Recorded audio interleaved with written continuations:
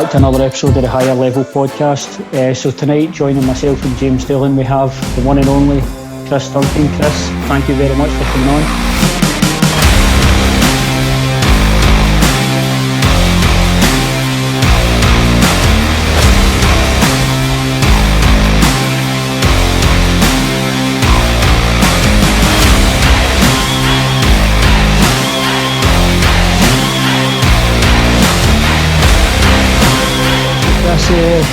Some big news dropped recently. It's been announced, Dana White's Contender Series.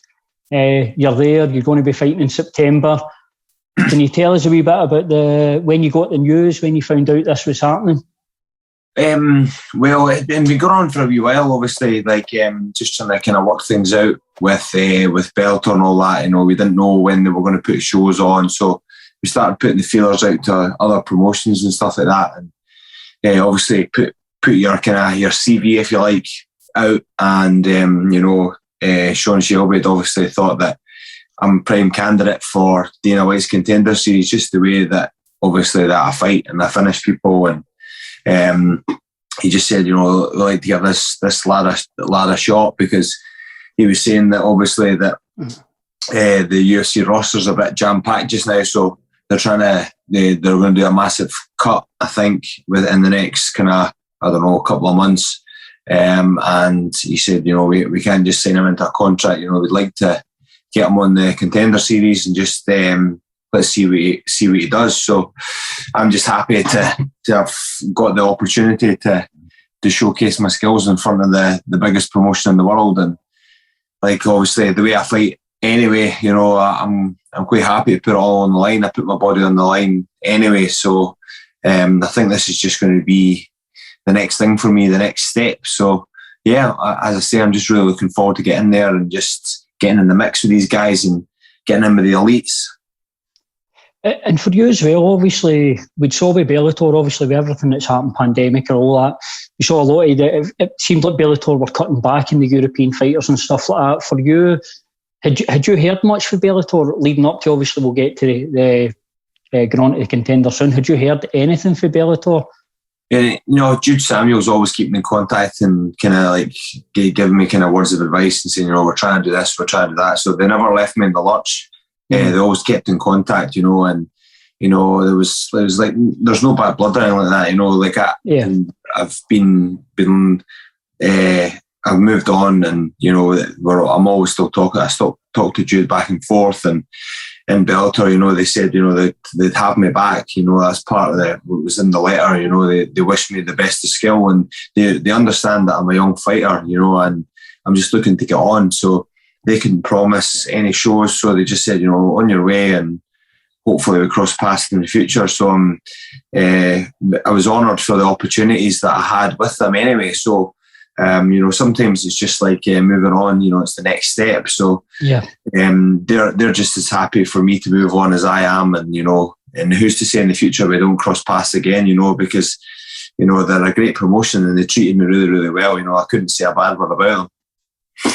And that's the other thing you were talking about there, about like stepstone stuff. Like that must have been, not all fighters get that preparation getting into the UFC or Contender Series. You got to fight in Bellator, massive promotion. So the experience you've gained fighting there, that's surely going to serve you well going forward.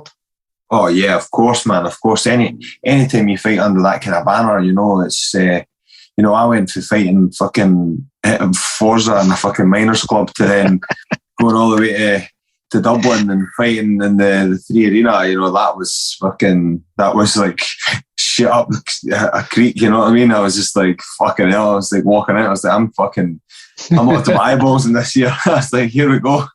But and do you know what else has been good as well, man? In that pandemic, I got to fight in Milan. I got to fight without a crowd, and that was good for me mentally. I'd never been fighting in a big crowd, and when I fought twice. I fought Sam Slater and I fought that Matthias Pushkors, and the noise of the crowd definitely brings you on a bit. You hear when you hit them hard, and then you hear the crowd going, whoo, and you feel the vibrations and stuff. That definitely eggs you on. So having a chance to fight in Milan without the crowd.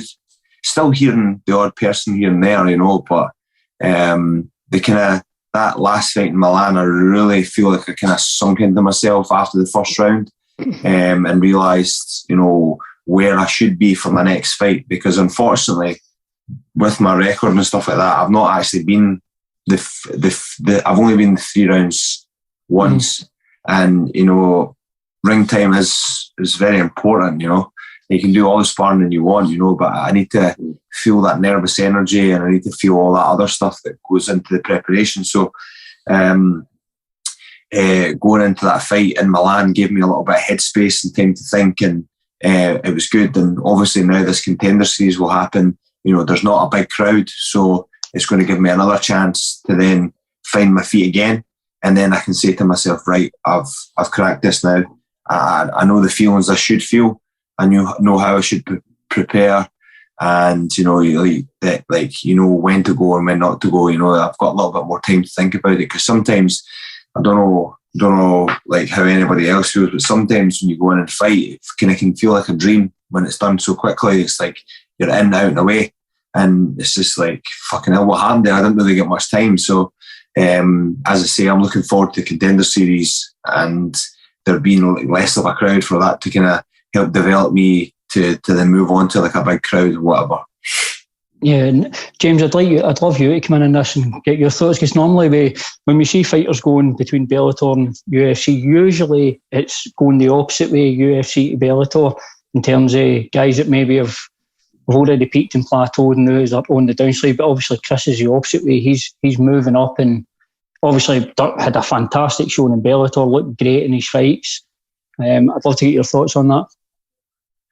I think it's probably the strength of the performances at Bellator that's made it possible, the finishes and just this style of fighting. Like the UFC want exciting fighters, they want guys finishing. They're quite open about that. Like you've seen them refuse to re-sign guys because they're not getting finishes and stuff like that. So I think when you hear Chris talking, it just sounds like he's matured. But the run in Bellator's will have prepared them for the UFC massively. I think he's the growth for what you're saying with the Forza shows. I think if you went for that to the Contenders, there's a gap there. But the Bellator run will have filled that gap, and he's got it in a team. It's just the next step for him. Like he's had those fights at Bellator with the big crowds.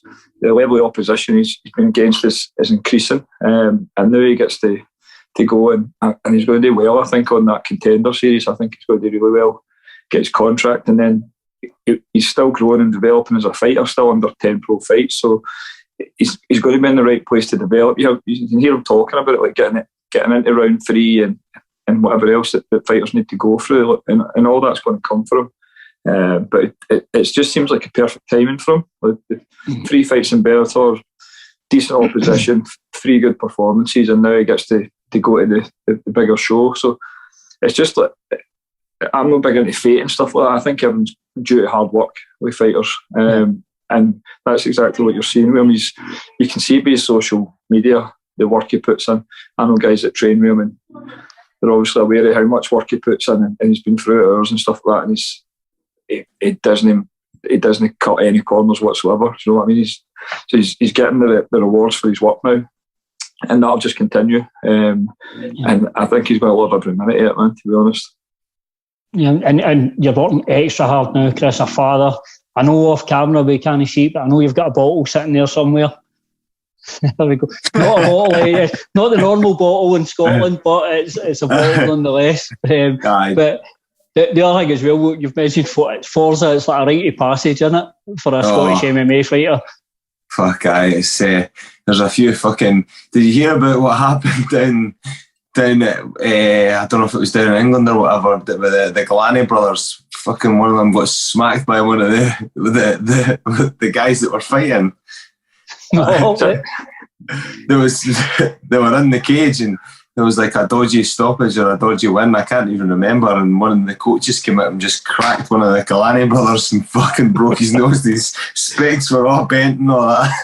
Is that for the weekend?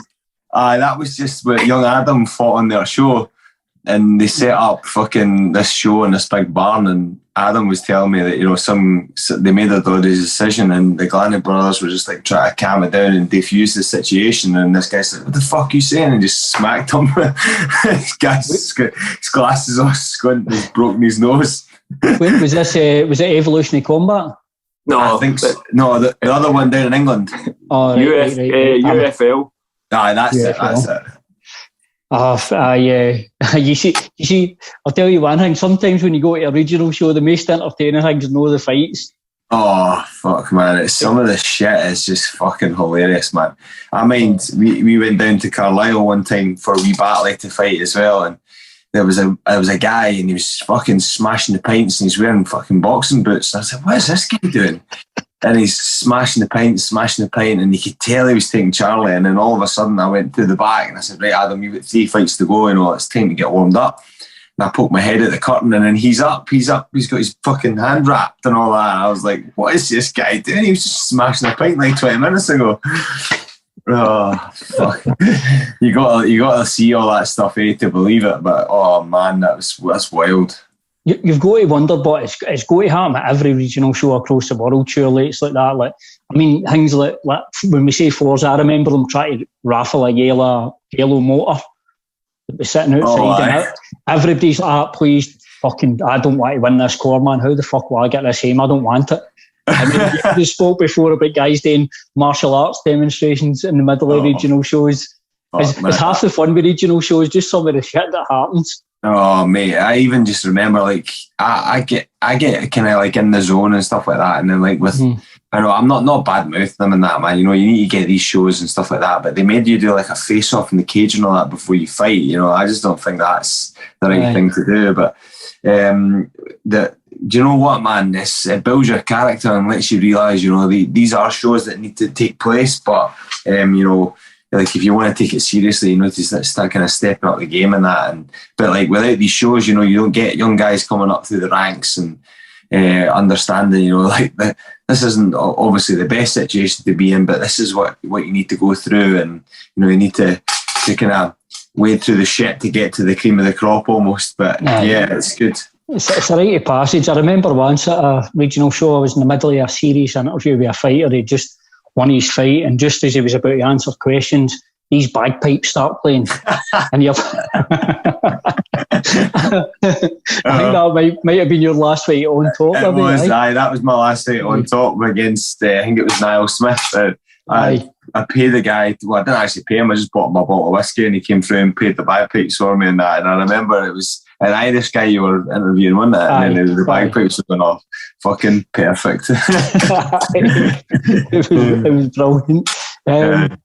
But just moving forward, and then, so when you got the news about the Contender, was it out the blue, or were you kind of already, were you expecting it? Did you know there was talks going on then?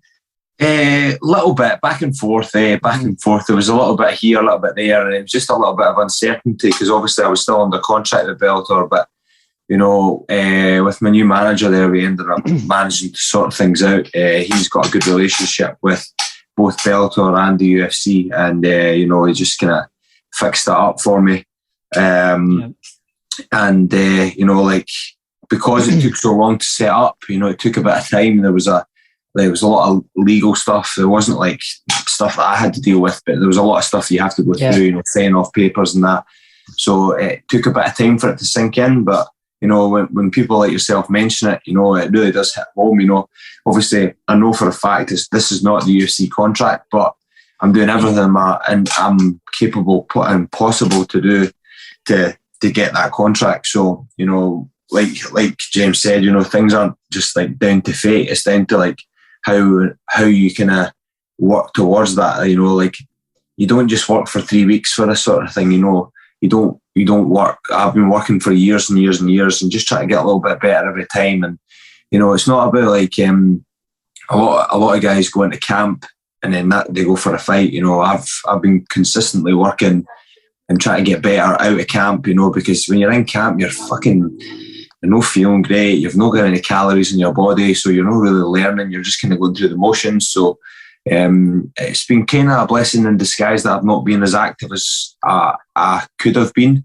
But you I've definitely upskilled. I've learnt a lot of things. Maybe not just physically, mentally. The pandemic was great for me as well. I learned a few new skills. Did a little bit of yoga, did some things. Spent some time with the family that I would maybe never get because I would maybe be away in camp. So all these things are kind of coming together, and it's just kind of formed me into what's happening just now. And the next step obviously is getting to this Contender series, and then just putting on a devastating performance, and showing everybody like what's happening and how badly I want it, because I'm leaving no stone left unturned at this moment. I'm just going to go in there and put it all on the line, put my body on the line, and come away with that contract.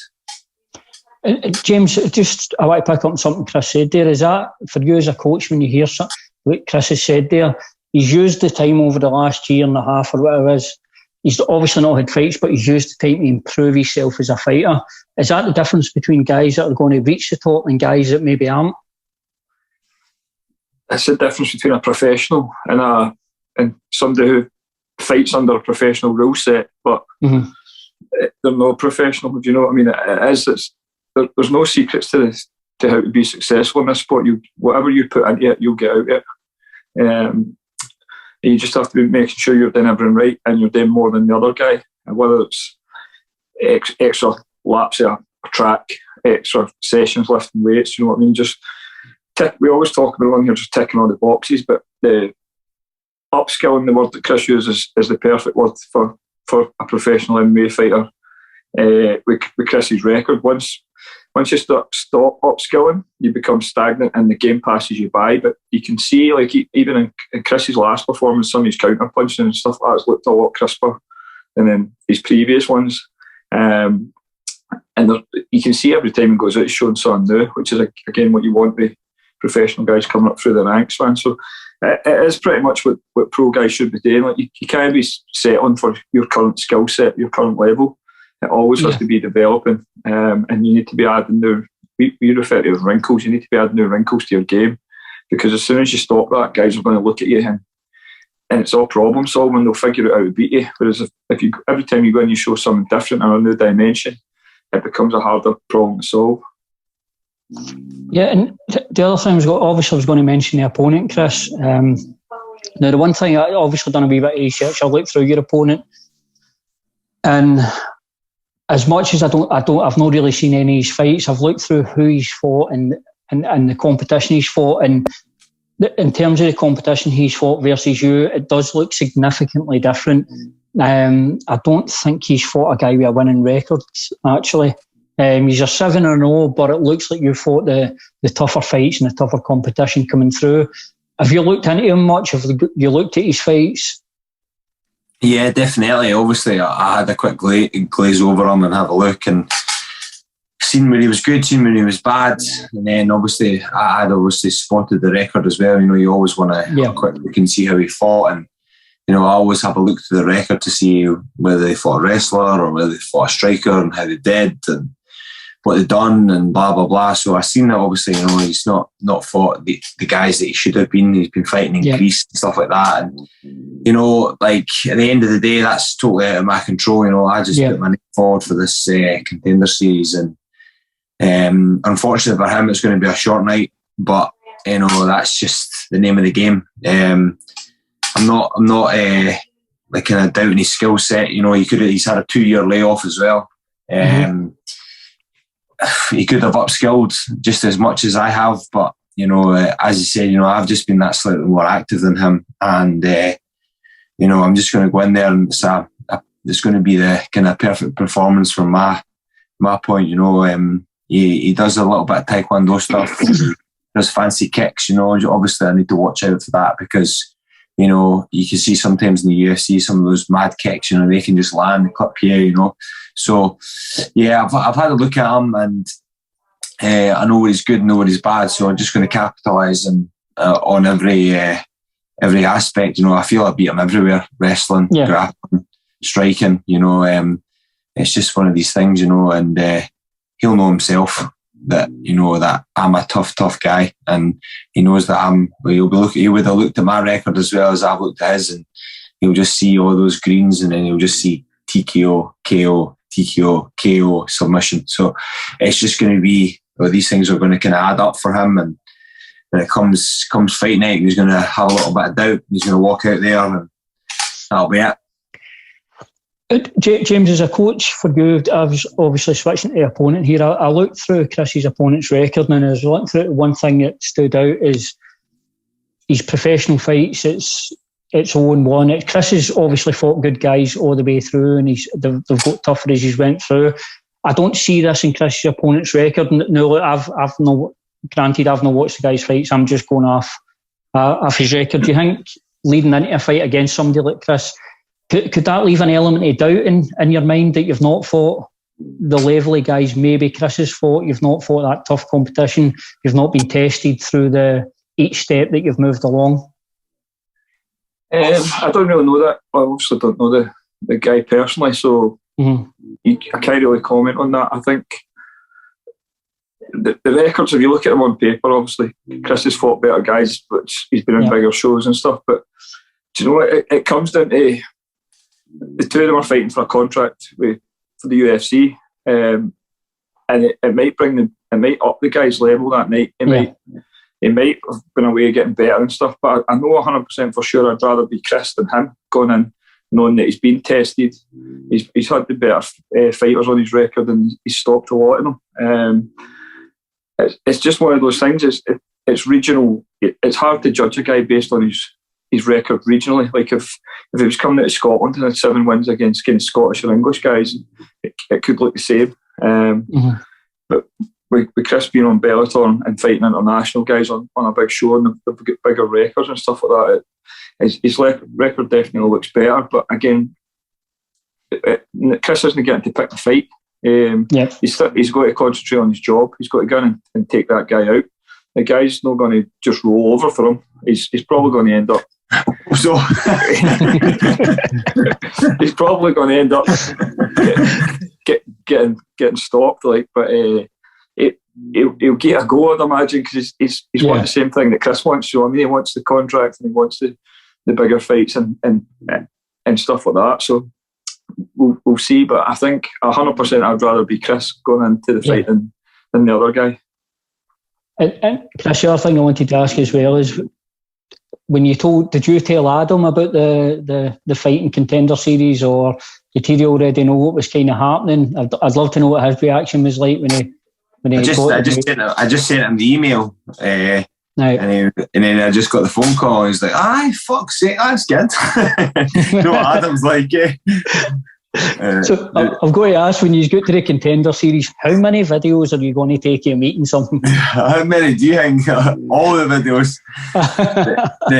the best one was fucking my gran. It's like, my gran doesn't, like, I've lived with my gran since I've been a wee boy, and it's funny, she's like, "So you got a fight yet?" I was like, "I think so, gran." She's like, "Where is it?" I was like, "It's in Vegas, it's with the UFC." She's like, "Oh, that'll be good. You'll get to go and see the casinos and that." I was like, "Aye, gran, that's it."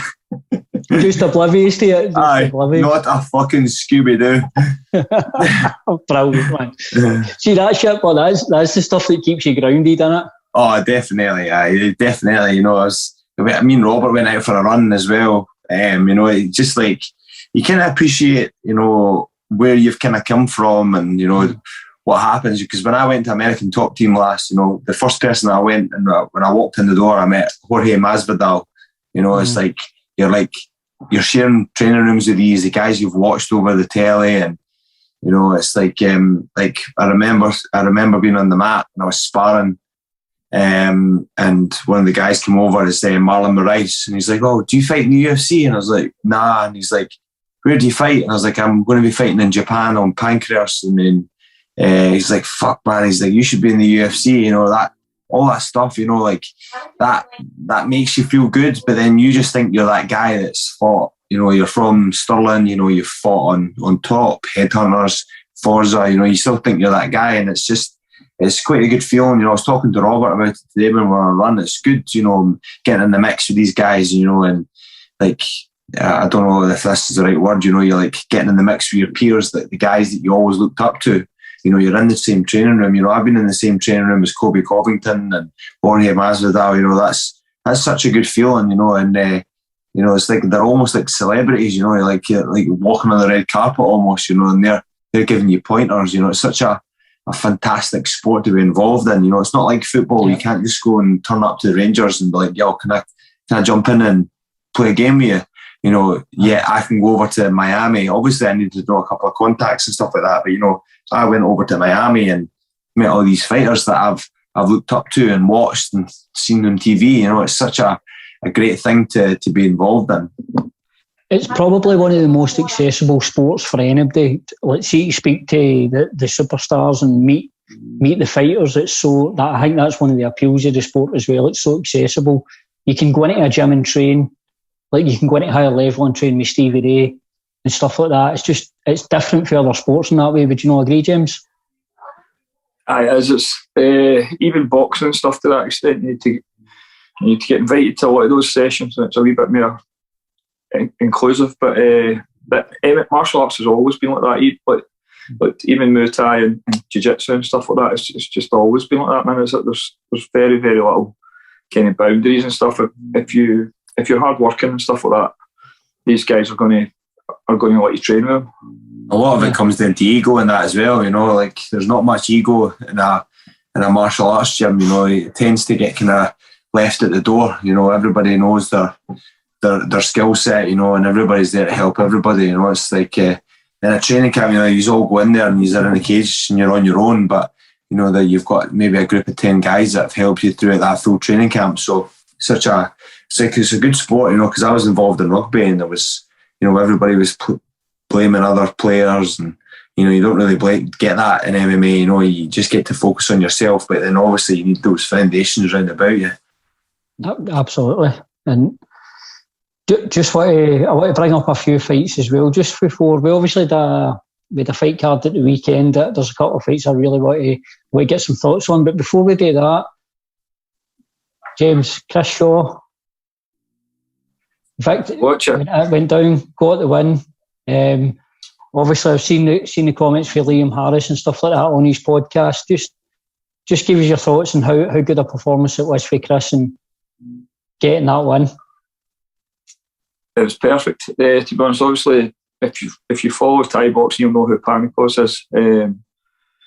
He's pretty much been regarded as one of the best technical fighters in this country for the last 5 years. He's fought MMA and stuff as well. And him and Chris have fought twice before when Chris was a lot younger. And the game plan just went up, but absolutely perfect. That's obviously I've worked with Chris bits and pieces before. Like he came through before he went to one and started sparring, and then with the pandemic and stuff, he's obviously ours full time now. So it was the first time as his kind of head coach and cornered him. There was a ton of pressure on it, and because it was the main event on Yakal's the biggest Thai boxing show in Europe. It's been headlined by like Sanchai and Singdam and these guys. So there was a ton of pressure on me and the team, because people were like, why is Chris with this MMA team? Why is he not a Thai gym? And people kind of forget that it was Thai boxing we came for, and we had like British, European and world champions before. So there was pressure there for me, and Chris was super easy to work with.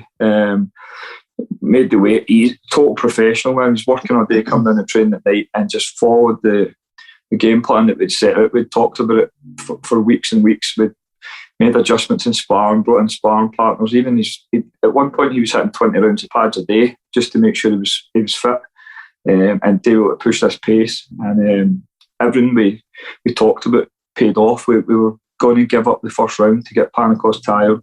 We were going to suffocate him, not give him any space, put pressure on him, and it went absolutely perfect. It was probably the best performance of Chris's career, which, considering it's the first kind of full camp and we was his team and head coach, it was amazing. I think it's kind of rejuvenated him a wee bit as well. I think he was getting a bit fed up with Thai boxing. It was his 49th professional fight.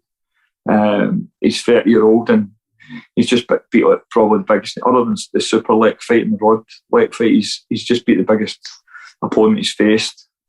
And we'll see what happens with him moving forward. He's still contemplating the idea of MMA, I think getting him a fight's going to be a fucking nightmare when he's like a 2-time world Thai boxing champion. But there's big opportunities for him to fight Thai now again, and he's still under contract with one. So we'll be in touch with him. I think he's got 5 fights left with him, and hopefully we'll get him over there and get him back out again. Is MMA something Chris wants to move into then? Yeah, actually, you remember when he was on the podcast? He started grappling Muay Thai for MMA, like for an MMA fighter, and then I think he took a fight right early on, and he knocked out his first 14 guys or so, and he was like, he used to have this saying, "Points are for pussies." He had it on his shorts and all that. Seems like there's one for you, Chris, as well. Aye, fucking, that's great. I quite like that. Points are for pussies. So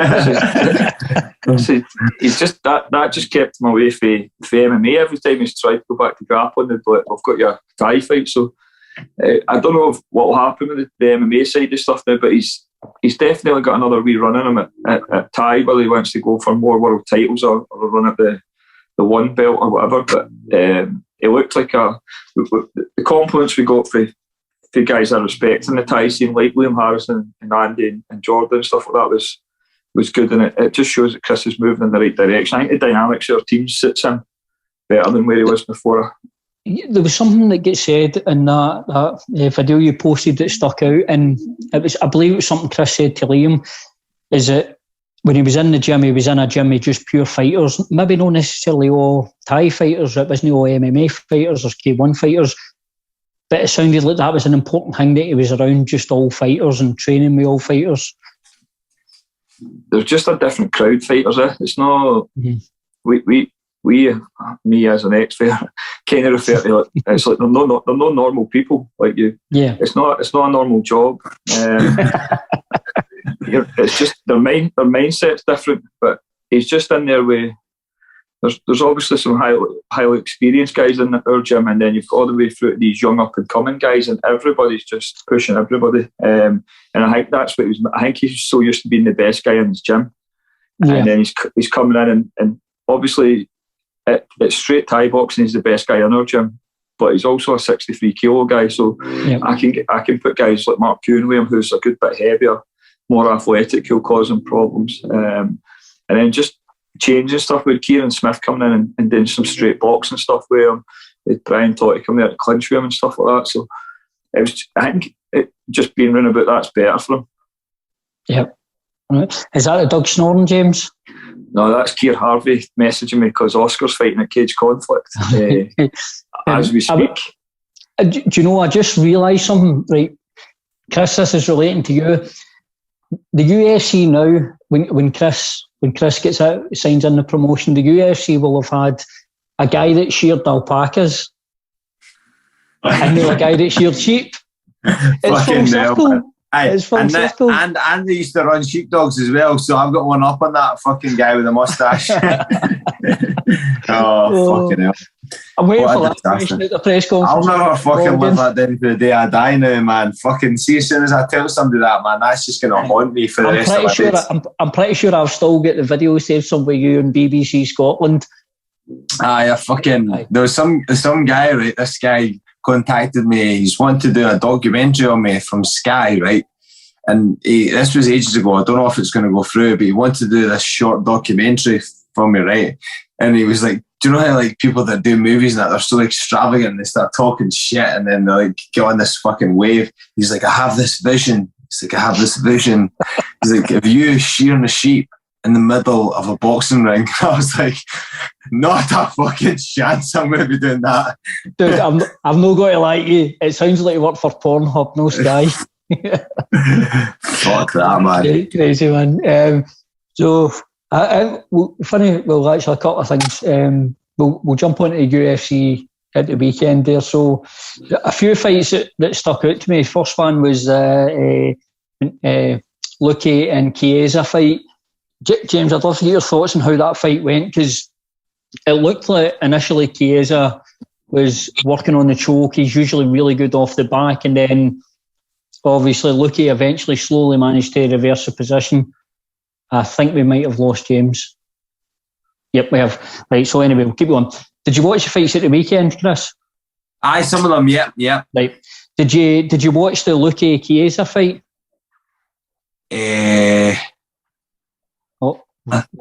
We've got James back. He's back. So James.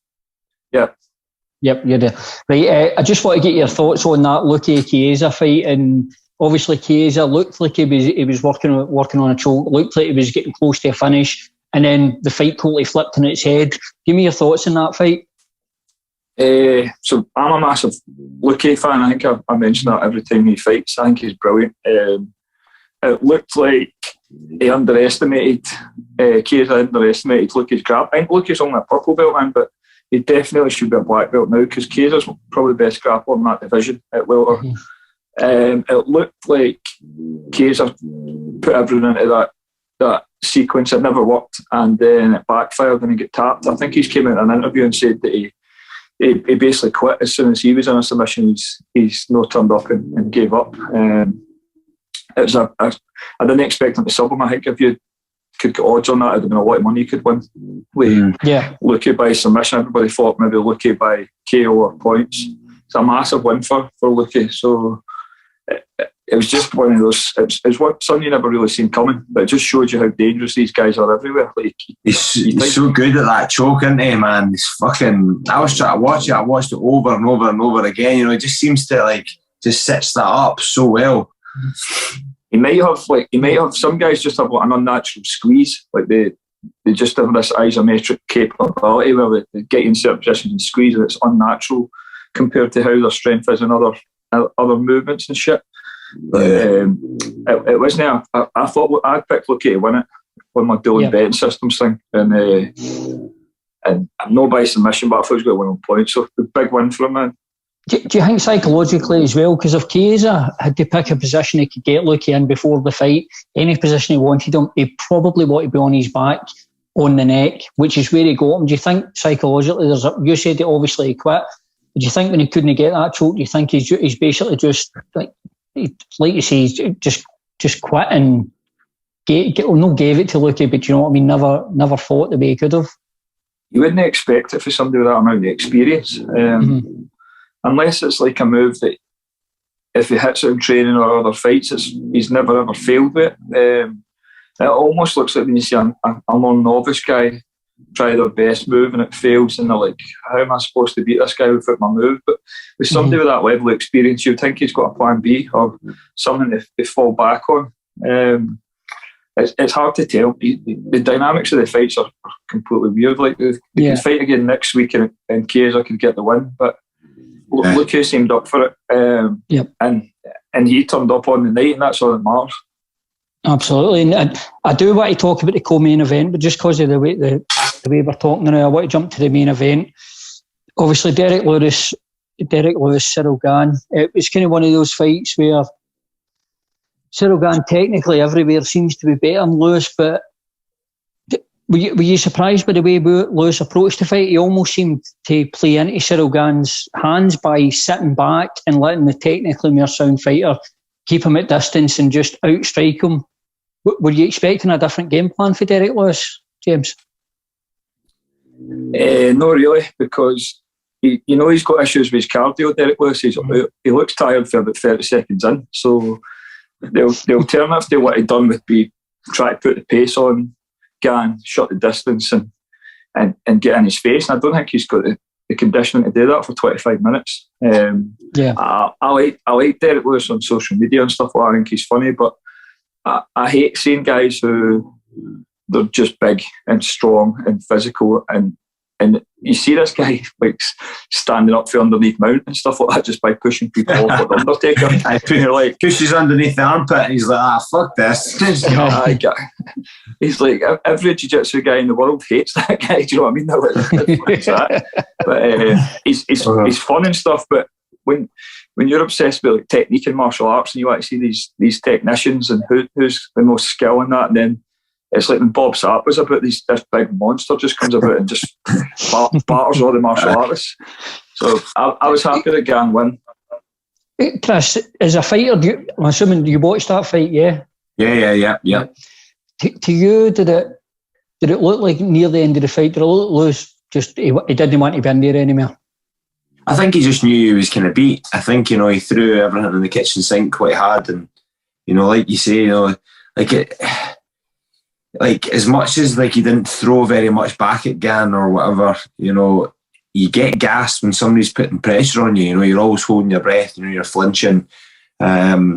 You know, so I think he kind of knew he was done, and he does play possum a little bit. So maybe he played a little bit of a possum, and then, you know, got cracked, and then it kind of led that way. But I didn't see Derek Lewis. Well, you know, I say I didn't see Derek Lewis winning because that guy's always got a punching chance of winning. But, you know, I felt like that Gan he's just too versatile. He switches stances. He's got good footwork. He doesn't put everything into his punches, but he's also a big lad. He can put it away anytime you want. So I did see the fight going that way. But like you say, you know, Derek Lewis he's always exciting to watch. You know, you always know it's going to be a banger. You know. And I think the thing with Cyril Gane as well is that was his 10th MMA fight or professional MMA fight. So I mean, it's still a fault. Right, so I'll put you in the spot here. Gane and Ganu. James, who wins? Jesus, I'm going to go Francis just because who's coaching him at Extreme Couture now. I think if they'd fought maybe a year ago or so, but I think the improvements he's made under Eric Nixick at Extreme Couture have been really noticeable. I know there's talk of what happened with him in sparring and stuff like that, and it's coming from both sides. Some of them saying Gane tied Francis up knots, and others are saying that Francis kind of had his way with Gane. So you don't know what to believe, but it's sparring. Do you know what I mean? It's not a fight. So I think it'll be a 50-50 on the night. I think Cyril Gane's definitely more technical and well-rounded, but I think in Gane with a wee bit of discipline and the right game plan with Eric Nixick, that is a scary proposition, man. So I think I'll go Francis. With that, you know what it's like with that power on. He's today is fucking hit you with two knuckles out of the form. He's going to knock you. He's going to give you a blow behind your ear, and then you're out. You're fucked, man. And just lastly, I wanted to finish up on this one because Jose Aldo, probably the oldest looking 33-year-old on the planet. I'd say. Fuck legend. Remember the fucking aliens used to get and used to put them in a sink and they used to grow? Aye, that's what he looks like with that big head of his when he's cutting all that weight. But do they look? I mean, a lot of miles in the clock. But what did you think of his performance? Brilliant, man. You know, he's good, man. He ties in with his looping punches and his straight punches really well, and the leg kicks and the counter punches and that. And that, you know, did you watch him checking the kicks from Pedro Munoz? You know, like. Yeah. That guy, like, you know, it's a hard thing to take those leg kicks, you know, especially the low calf kick. It was just very, very good. And, you know, like, I don't know how these guys, you know, like, for instance, like, he struggled to make 145 for so long. And then now he's making 135. Like, I don't know how that guy does that because I don't think there's a fucking hope in hell I'll ever make 145. There's no chance of that. You know what I mean? Needs must, I think, with him. Maybe owning the burger joint didn't help. Yeah, but, you know, like, I don't know, like, is it fucking maybe when he was 145 and maybe, I don't know, like, I don't want to say he was roiding, but, like, it was fucking back in the day there, you know, like... You know what, you kind of did say it, though, but... I did that. But, you know, like, like, how does a guy go from that to then go to there, you know? And I think maybe going down a weight class, it became more natural for him to go down there after he came off, you know? But, you know, that's... You know, you just never know, eh? You can't make all these speculations because the guy's been through the mill, you know, he's been there since day one. And he's been tested from USADA, you know, and like you see TJ Dillashaw, he didn't look the same fighter. You know, that's like I like TJ Dillashaw and I love the way he fights and I like the way he performs, but you know, he's always going to be tainted with that just because, unfortunately. Once that label's on there, it never comes off. It will always be a question mark against everything you've done. And by the way, as it should be, it probably should be that way as well. And like we've spoken about in the past, with what TJ got caught with was pretty extreme. But James, what's your thoughts on Aldo and where he's at in his career and how he looked in that fight against a very, very good fighter, and Pedro Munoz coming out of the American top team? I thought he was brilliant on Saturday again. Munoz obviously good opponent. I can't see him being the champion again. I think Jan is too much for him. I don't even know if he'd beat Dillashaw. I'd quite like to see that, to be honest. But the fact is, he's been a professional for 17 years. He turned pro early. He fought I remember him fighting in the UK. He fought in the UK. He fought a guy called Mickey Young that I fought and stopped him with leg kicks. And he also fought Billy Harris, I think it was, in Portsmouth, I'm sure. And people knew back then, like, that he's a special talent. His run through the WEC and stuff like that was incredible. But he's been a professional for 17 years. He's fought the best guys in the world consistently since his time in the WEC, and he just doesn't seem to. He's dropped off a wee bit. And if you take that McGregor fight out of the equation, the Holloway fights were relatively competitive, and Holloway just had a style that was always going to trouble him. But what he's doing is absolutely incredible for the stage he's at in his career. He'll never be the number one guy there, but I think he's top 3, and that division in bantamweight's it's insane now. Like, you've got Chito Vieira not even in the top 15, I think, and just the talent in the division's amazing. I think it's pretty well known that there was some issues with him with USADA, because he was talking about going up to 70 to fight Pettis before. I think the testing in Brazil's not the same as it is in America and stuff like that. Do you know what I mean? So there's certain places where the testing's a wee bit more lax, or the testing are just not going to mess with some of these guys that run. I don't think USADA want to be going into the favelas. USADA having to get a Brazilian passport. Again, you see the USADA getting chased out the favelas with fucking spears. It's only acai. Acai, aye. Fuck it. Oh man, I got that USADA fucking thing in an email, man. It's the best thing. It's fucking. That was the only thing I was kind of disappointed with Bellator, is that they don't do testing, and I'm happy that it's now a level playing field. You know, you can go into the UFC. You know, obviously guys are still cheating, but you know the room for error in that is none. You know, like if you've not got money, you can't really cheat. So I think the top 10 guys will be still dabbling in it a little bit, but you know. It's always going to be there. Like you see, watch any documentary on it. The drugs are always ahead of the testers. It's just the nature of it. It's always going to be there. It's usually the testers that are the ones that are getting the drugs out. They've got two jobs. Exactly. Part-time one and part-time the other. Just one last thing I want to we'll wrap up on. So UFC welterweight actually come off the Contender series. Is it Sean Williams? Wait now. Did you see the video? He walks into his gym, right? He leaves his car sitting. Guy runs out, jumps into his car and starts driving the car away. And he runs out the gym and catches him stealing his car. As the car's driving, he pulls him out the door and lands a good few knees. And drags him. It's a bad idea to steal a UFC fighter's car. Mind the guy that tried to steal Derek Lewis's truck? Oh, fuck, man. It's fucking...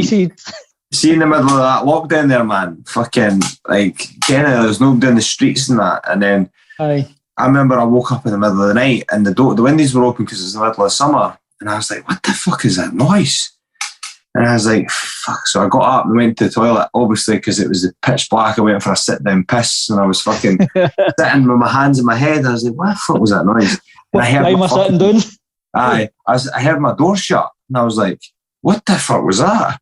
So I ran over to my window and looked. There's a guy looking in my car like that.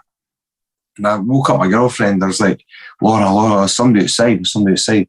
I was like, be quiet. And got up. And the cunt's trying to open the door of the car. And then he goes over to my neighbour's car and I was like, fuck this. So I went into my boiler cupboard and I've got like a 12-inch bat. And I've got like a recipe book for like pinching nom. And it fucking fell and hit the boiler and made a big noise. And then the guy ran towards the house and like flattened himself against the house. And I was like, Laura shouted at me down the stairs. He's went against the house. I went outside and I was like, what the fuck are you doing? I went to swing the bat at him. And he's like, wait, mate, I'm on Gumtree. I was like, it's fucking 3:30 in the morning, you fucking daft cunt. He's a junkie. He was out his fucking box. And I walked him, because he had something in his hand, and I walked him into the middle, like, where the street lamps were, and I kind of realised it was his phone. And he's like, I was like, what's that in your fucking hand? He's like, it's my phone, mate. And he went to put it in his top pocket of his jacket, and I just fucking 300 Sparta kicked him right in the chest. And he's like, boom, hit off the fucking next door neighbour's car, and he's like, oh, fuck's sake, mate, fuck's sake. He's like rolling about the ground. I was like, what the fuck is wrong with you, boy? Like, you've picked the wrong fucking door, mate. Like, Jesus, fuck. I'd like to do a Derek Lewis here and say he's okay. Yeah, he's okay. We were supposed to go to court fucking like last month for it, and then on the day he fucking pleaded guilty for fucking, he was like robbing people's houses and menstruating and all that. The fucking idiot. That's like the mind of Stevie Ray, the video when folk tried to steal his bikes. Oh, it was a similar time actually. That was hilarious. You see the two boys just pedaling along now. Stevie Ray, like fucking one of the Olympic fucking bike sprinters, running up the road like fucking Flash Gordon. We'll wrap up on that note. So obviously, Chris, you're fighting in the Contender series. That's in the 21st of September in Vegas. It's actually just, I got the email last night, it's actually been postponed till the 28th just because of visa issues. Right. So we applied for an emergency appointment, and because the fight is in September, they've said, you know, we're not going to give you an emergency appointment, so we'll give you another appointment in September. So I'll get my appointment and then I'll head over. I think they're just wanting a bit more time to, you know, because there's one on the Tuesday in September, so they've just moved my fight along a bit. So everything's still going ahead and all that. Brilliant. So obviously, Chris, you know, everybody in Scotland back home will be supporting you, and should have gone to do fantastic and win that contract. Of course, of course. And James, who have we got? Who have you got coming up in the gym? What fights have you got coming up? I think you've got one on Hollytown Havoc, Mark Ewan's fighting. And Mark's on there, and then I can't remember. I've just signed one to Bellator. I can't talk about Cage Warriors Shanks, obviously October. Yep. For the flyweight title. I think I've been doing emails all day. I think Stevie Ray is going to Brave. They've sent a contract today that we're looking over. And we've got some other guys. I think Mark Ewan's second pro fight September on Almighty. Charlie McLean's gets pro heavyweight debut. And there's a bunch of them, man. I can't remember. Right through starting to fill up December now. So brilliant. So lots happening. Nice to see. Lads, thanks for Chris. Thanks for coming on the show, James. Obviously, pleasure as always. No problem, guys. We'll wrap on that. Thank you very much. Perfect, guys. Cheers for having me again. Always a pleasure, mate.